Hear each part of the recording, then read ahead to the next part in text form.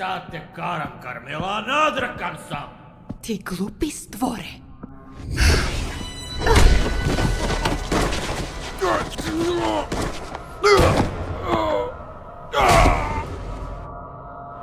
Čemu sad sve ovo?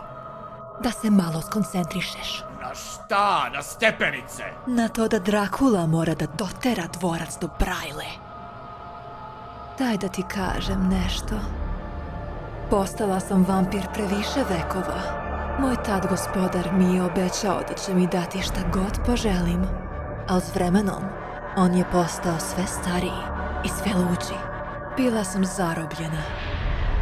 Dok nisam odlučila da uzimam ono što mi je bilo obećano. Bilo mi je dosta da mi stari, ludi muškarci naređuju.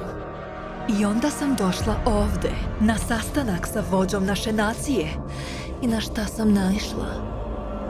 Na starog, ludog muškarca. Nikad više, Godbrande. Nikad više.